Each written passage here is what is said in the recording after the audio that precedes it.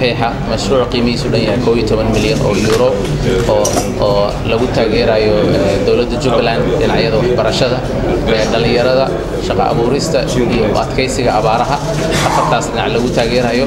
waxaan ku faraxsanahay inaan qayb ka ahayn mashruucan sameyntiisa iyo qoritaankiisa iyo naqshadeyntiisa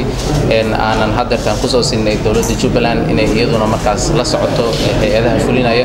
waxayna astaan u tahay in wada shaqeynta ka dhaxaysa dawladda federaalka iyo dawladda goboleedyada ay si xoogaysanayso iyo in saaxiibadan beesha caalamka oo deeqbixiyaasha iyaga xitaa ay ogaanayaan in wada shaqeynta Soomaalidu ay asal u tahay in fulinta mashaariicda horumarinta ee kuwan oo kala ah ay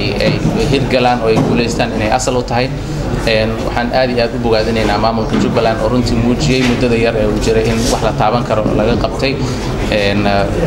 goboladan iyo gaar ahaan degmada Kismaayo waxaan rajaynaynaa in mashaariicda noocan oo kala lacagtu waa badan tahay laakiin wax la taaban karo in lagu fuliyo dhinacyada la yiraahdo lagu fuliyo authorities and the federal government of Somalia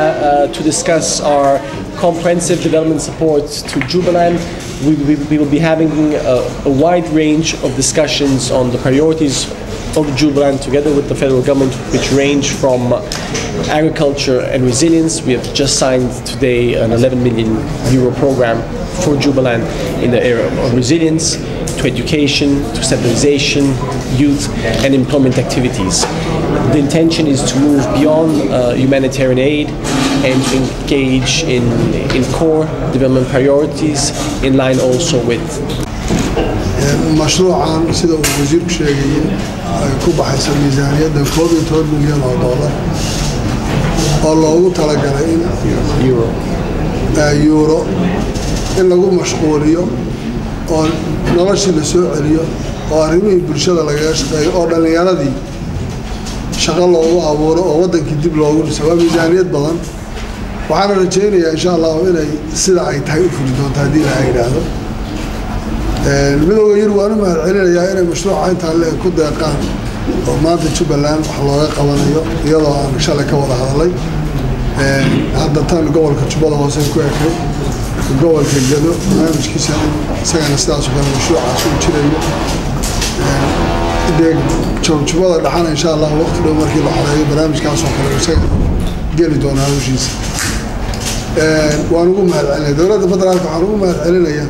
markii hore waxaan oran jiray federaalku waa igu tiro iyaga isku tira laakiin hadii maanta labada wasiir oo aktifsanaan ay banaanka yimaadeen waxa laga hadlayana ay tahay war waa wada soconaa waxaad bixinaysaan bixiya hay'adii tiraada federaalku waxa idin ma ogoli iyada ka soo dhameystaan warkaasi waa war xoro lagu waayo iyaga dib ugu noqon waa guul xaqiiqan taariikhi oo Soomaalida waxa inta ka dambeeyana waa innaga iyo saan u fulin lahayn isaan uga faa'iideysanahay waxaan rajaynayaa in si fiican ku dhamaan doonto waalidiin ma celinayaa wasiirada dawladda federaalka